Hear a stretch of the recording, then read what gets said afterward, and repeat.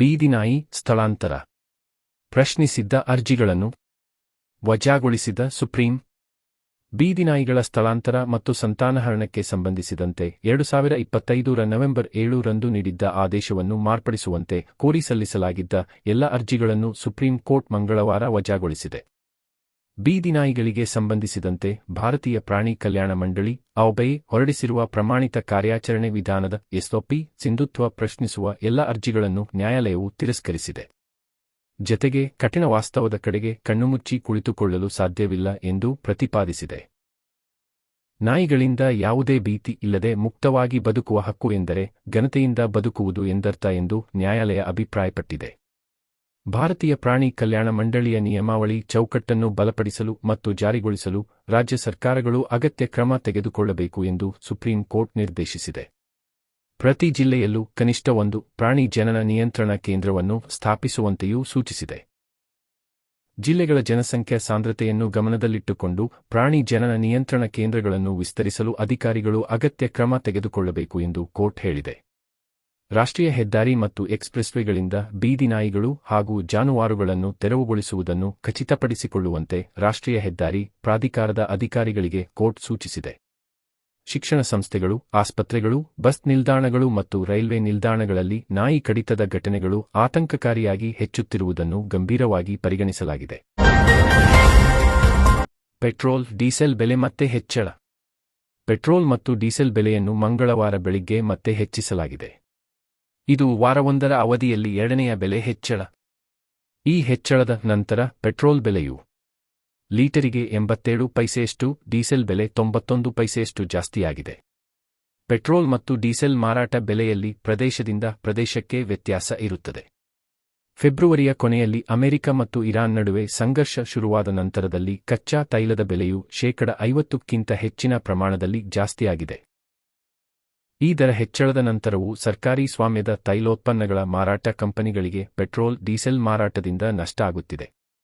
ಶುಕ್ರವಾರ ಇಂಧನ ಬೆಲೆಯನ್ನು ಲೀಟರಿಗೆ 3% ಜಾಸ್ತಿ ಮಾಡಲಾಗಿತ್ತು.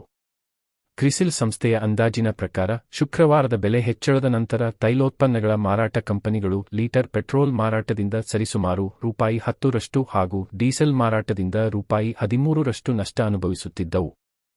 ಈಗ ದೇಶದಲ್ಲಿ ಪೆಟ್ರೋಲ್ ಮತ್ತು ಡೀಸೆಲ್ ಬೆಲೆಯು 2022ರ ಮೇ ತಿಂಗಳ ನಂತರದ ಗರಿಷ್ಠ ಮಟ್ಟವನ್ನು ತಲುಪಿವೆ.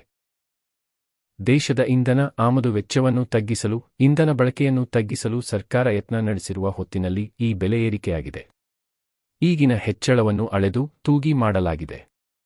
ಕಂಪನಿಗಳ ಮೇಲಿನ ಹೊರೆಯನ್ನು ತುಸು ತಗ್ಗಿಸುವ ಹಾಗೂ ಹಣದುಬ್ಬರದ ಮೇಲೆ ಹೆಚ್ಚಿನ ಪರಿಣಾಮ ಉಂಟಾಗದಂತೆ ನೋಡಿಕೊಳ್ಳುವ ಉದ್ದೇಶವು ಇದರ ಹಿಂದಿದೆ ಎಂದು ತೈಲೋತ್ಪನ್ನಗಳ ಮಾರಾಟ ಉದ್ಯಮದ ಅಧಿಕಾರಿಗಳು ಹೇಳಿದ್ದಾರೆ.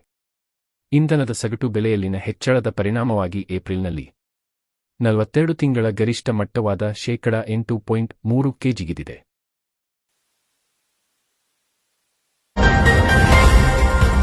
ರಾಜ್ಯ ಸರ್ಕಾರದ 3 ವರ್ಷಗಳ ಸಾಧನೆ. 2028ರ ಚುನಾವಣೆಯ ಪ್ರಚಾರಕ್ಕೆ ಮುನ್ನುಡಿ. ರಾಜ್ಯ ಸರ್ಕಾರದ 3 ವರ್ಷಗಳ ಸಾಧನೆಗಳನ್ನು ಮೆಲುಕು ಹಾಕಿದ ಮುಖ್ಯಮಂತ್ರಿ ಸಿದ್ದರಾಮಯ್ಯ ಮುಂದಿನ 2 ವರ್ಷಗಳ ಪ್ರಗತಿಯ ಕನಸು ಬಿತ್ತುವ ಜೊತೆಗೆ 2028ರ ಚುನಾವಣೆಯ ಪ್ರಚಾರಕ್ಕೂ ಮಂಗಳವಾರ ತುಮಕೂರಿನಲ್ಲಿ ಮುನ್ನುಡಿ ಬರೆದರು. ಅಭಿವೃದ್ಧಿಗಾಗಿ ಕರ್ನಾಟಕ ಮಾದರಿ ಎಂಬ ಸಂದೇಶ ರವಾನಿಸುತ್ತಲೇ ಗುಜರಾತ್ ಮಾದರಿಯನ್ನು ಟೀಕಿಸಿದರು. ಜೊತೆಗೆ ಭಾಷಣದ ಉದ್ದಕ್ಕೂ ಪ್ರಧಾನಿ ನರೇಂದ್ರ ಮೋದಿ ಮತ್ತು ಬಿಜೆಪಿಯನ್ನು ಟೀಕಿಸಿದರು. ರಾಜ್ಯ ಸರ್ಕಾರ 3 ವರ್ಷ ಪೂರೈಸಿದ ಸಲುವಾಗಿ ನಗರದ ಜೂನಿಯರ್ ಕಾಲೇಜು ಮೈದಾನದಲ್ಲಿ ಮಂಗಳವಾರ ಹಮ್ಮಿಕೊಂಡಿದ್ದ ಸಾರ್ಥಕ ಸೇವೆಯ ಸಮರ್ಪಣೆ ಕಾರ್ಯಕ್ರಮ ಉದ್ಘಾಟಿಸಿ ಅವರು ಮಾತನಾಡಿದರು. ಫಲಾನುಭವಿಗಳಿಗೆ ಹಕ್ಕುಪತ್ರ ವಿತರಿಸುವ ಜೊತೆಗೆ ವಿವಿಧ ಅಭಿವೃದ್ಧಿ ಕಾರ್ಯಗಳಿಗೆ ಚಾಲನೆ ನೀಡಿದ ಅವರು, ನುಡಿದಂತೆ ನಡೆದಿದ್ದೇವೆ. ಚುನಾವಣೆ ಪ್ರಣಾಳಿಕೆಯಲ್ಲಿ ನೀಡಿದ ಪ್ರಮುಖ ಭರವಸೆಗಳನ್ನು ಈಡೇರಿಸಿದ್ದೇವೆ ಎಂದು ಕಾಂಗ್ರೆಸ್ ಸರ್ಕಾರದ ಸಾಧನೆಗಳ ಪಟ್ಟಿ ಅನಾವರಣಗೊಳಿಸಿದರು. ಪ್ರಮುಖವಾಗಿ ಪಂಚ ಗ್ಯಾರಂಟಿ ಯೋಜನೆಗಳನ್ನು ಪ್ರಸ್ತಾಪಿಸಿದ ಸಿದ್ದರಾಮಯ್ಯ, ಗ್ಯಾರಂಟಿಗಳಿಂದ ರಾಜ್ಯದ ತಲಾ ಆದಾಯದಲ್ಲಿ ಏರಿಕೆಯಾಗಿದೆ. ಪ್ರಗತಿಯಲ್ಲಿ ರಾಜ್ಯ ಮೊದಲ ಸ್ಥಾನದಲ್ಲಿದೆ.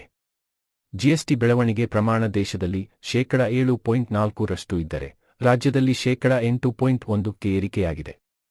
ರಾಜ್ಯ ಸರ್ಕಾರ ನೀಡಿದ ಗ್ಯಾರಂಟಿ ಯೋಜನೆಗಳಿಂದ ಇಷ್ಟೆಲ್ಲ ಪ್ರಗತಿ ಸಾಧಿಸಲು ಸಾಧ್ಯವಾಗಿದೆ ಎಂದು ಸಮರ್ಥಿಸಿಕೊಂಡರು. ಗುಜರಾತಿನಲ್ಲಿ ಬಿಜೆಪಿ 35 ವರ್ಷ ಅಧಿಕಾರ ನಡೆಸಿದೆ.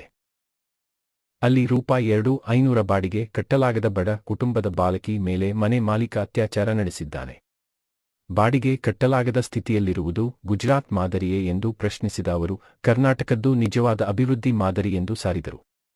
ನರೇಂದ್ರ ಮೋದಿ ಪ್ರಧಾನಿಯಾದ ಮೇಲೆ ದೇಶದಲ್ಲಿ ನಿರುದ್ಯೋಗ ಪ್ರಮಾಣ ಹೆಚ್ಚಳವಾಗಿದೆ. ರೈತರ ಆದಾಯ ದುಪ್ಪಟ್ಟಾಗಲಿಲ್ಲ, ಬದಲಾಗಿ ಪೆಟ್ರೋಲ್, ಡೀಸೆಲ್, ಅಡುಗೆ ಅನಿಲ ಬೆಲೆ 3-4 ಪಟ್ಟು ಹೆಚ್ಚಳವಾಗಿದೆ. ನೀಟ್ ಪ್ರಶ್ನೆ ಪತ್ರಿಕೆ ಸೋರಿಕೆಯಾಗಿದೆ. ಹೀಗೆ ಕೇಂದ್ರ ಸರ್ಕಾರದ ಸಾಲು ವೈಫಲ್ಯಗಳು ಎದ್ದು ಕಾಣುತ್ತವೆ ಎಂದು ತರಾಟೆಗೆ ತೆಗೆದುಕೊಂಡರು.